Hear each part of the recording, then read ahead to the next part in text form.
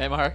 Hey, Kevin. I have been waiting for this. I know. Ever since I heard you were a bird bath guy, I've been wanting to do this. This is awesome. Oh, yeah, no, this is great stuff. Is this your little design here? So this is my little design, one of hundreds that I've done in the past. That is awesome. But you can see it holds water very nicely. So, like, what are you looking for? How do you approach it? What's the game plan? So first off, I'm gonna select the stones. Yeah. The criteria isn't much. It's really about compatibility. I want stones to look good together. Okay. I got lucky over here. This finished stone is about 18 inches high. Again, the two-piece. But the difference between what we're gonna do and what this is, that is a unified piece of granite. So top and bottom, identical stone. Yes. Found them right next to each other, worked them together. So these two, they look pretty similar. So they're both granites, but you can see the coloration is different. If they're compatible visually, it's a go. Okay. You got these from your secret stash, I presume? I got these from my secret stash, which starts right out in my backyard, but if you don't have that ability, you can go to a stone yard. You can select your stone. They have piles and piles. Pick the two stones that you like, bring them over to the scale, get them weighed. They'll tell you how much they cost. I gotta buy stone by weight? I know. Well, like, what does it cost generally by weight? Like, what's the... $10 for this. Oh. $10 for that is all they weigh out all to. right, Yeah, so it's not bad. Okay, so we're gonna put these two together, make a bird bath. That's the plan. How are we gonna attack it? So this is the base, and you can see why I've chosen this for the base. And this is clearly a top, right? I mean, it's almost a plate already. That's right. The shape, this circumference is a great shape for a dish, but again, look at that. You can use different shapes. If I have 100 bird baths that I've made, none of them are duplicated. None of them are the same shape. They're always just a little bit different. So A McCullough original. exactly. Let's get to work. All right, let's go. A couple bags of sand. That's not a bad idea. All right, yeah. So the sand is pretty important, and it helps us out for two reasons. Number one, we need to balance this stone. Yep. And that seems balanced. And also, most importantly, this is going to simulate our grade.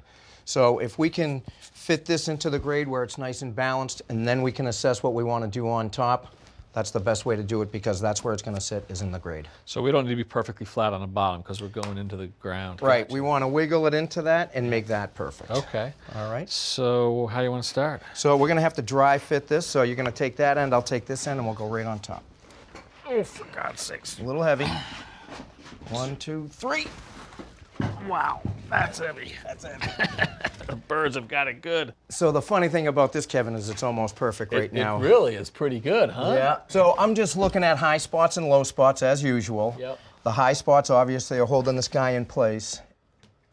I'm not getting too much wiggle, but there might be a little spot that we're going to chip right here. Okay, so just that one little spot, you thinking? I'm thinking just that spot. I thought we had a couple more, but that's why we dry fit it, so we don't overwork. It shows well. All right. That looks pretty good, but I think we're here, in here. So how do you want to attack those? So I think we'll try first with our hammer and chisel. Yeah. So I know this is going to flake off, so I just want to get under it. Oh, yeah. Look at that. That wasn't much at all. But it's almost perfect for what we need. So why don't you take that chisel, Kevin?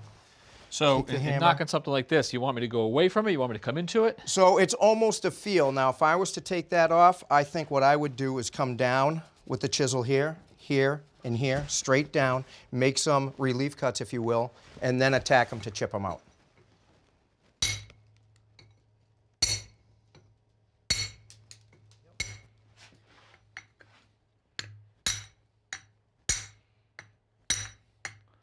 Mine's not flying off like yours. But you know what? You're doing what we need, so that's great. Oh, yeah, that's great. So once you get to that point, Kevin, I just take a hammer, and I'll kill it just a little bit, make it a little flatter. Yep. So do we throw it back up on again? Got to dry fit it again. And this is not a perfect science, so wiggle it around, find its best position. That's pretty sturdy. That's sturdy as heck. I love it. I don't see any daylight underneath Nope. there either. Great job chipping that, Kevin. See that? See how flat that area is now? Yep. So that went really well. It doesn't always go that well. This one did.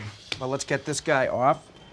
All right, Kevin, so the first thing I want to do is establish what I think the center might be. Take this point chisel, dig around, and just be able to fit another bigger chisel in. Oh, yeah. we're gonna take our pencil and we're gonna trace our dish. Following a little bit of the natural contours. Yep.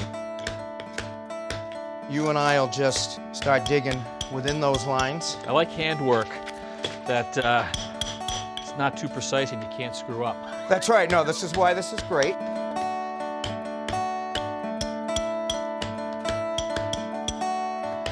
So Mark, I know this is therapy for you doing it by Right. hand, but let's just say somebody wanted to get it done. Yep. Would you ever use power tools? So I would. It actually is the way to go these days. It speeds everything up. You can use a circular saw, you can use a grinder. The most important part, of course, is that HEPA-vac. So you gotta go to the store, rent that HEPA-vac. If you don't have it, hook it up to your tool. And all we're gonna do at this point is make relief cuts. We'll go back to the hand tools and you'll see that everything just pops out.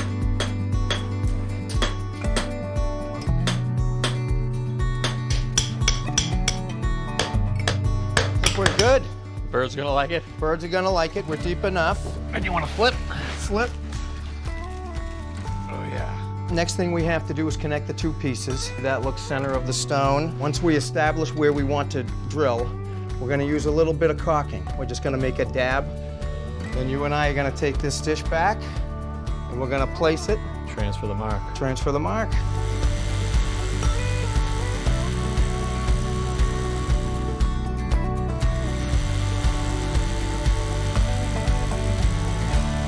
All right, so next step is to put in the pin. We're gonna use not an epoxy, but an epoxy putty. Okay. Yep. So we're gonna secure the pin into the bottom only because if you ever have to move this bird bath anywhere, you wanna do it in two pieces, not the one.